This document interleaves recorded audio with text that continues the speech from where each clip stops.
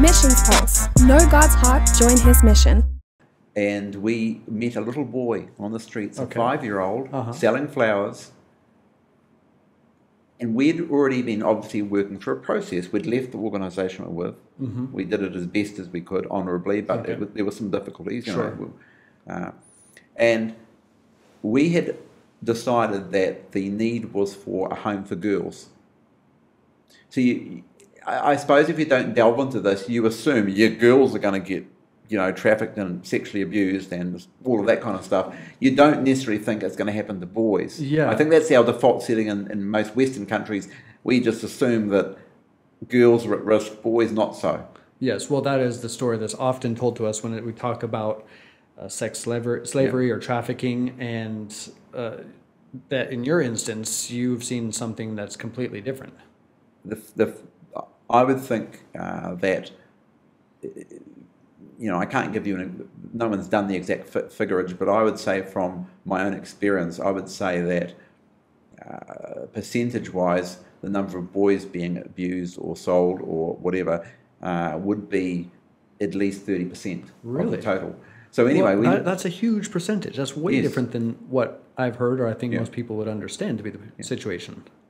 Well, I don't know how deep we can go here, and I want to be careful for the sensitivities of people who could hear this, but I know a case where this was right early on, where I was told of Western women coming here to abuse little boys. Again, not so the story again, we're often not told. the old Yes. white, you know, male kind of figure that we think. Yes. If you like, the dirty old man in the trench coat. Yeah. Actually, it's all ages and all sex. In fact, I do know of a case where a husband and wife came.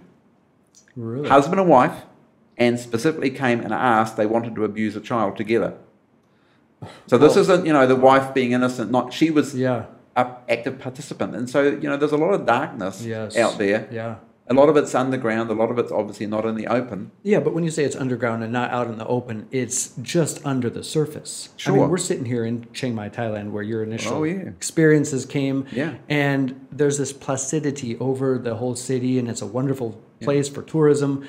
And yet just below the surface, there is a lot, whether it be Buddhism or sex trafficking or trade, et cetera, et cetera. And that's why I think I certainly experienced this when I first came here. I felt oppressed. For the first probably 3 years I was here, like heavily oppressed. I could get on a plane, and this was weird. I thought it was just me. Yeah.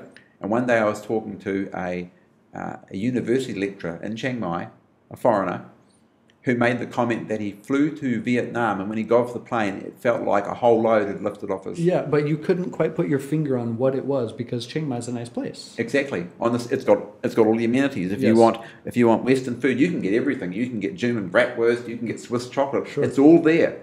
Yeah. But it's what's going on in the city underbelly. Yes.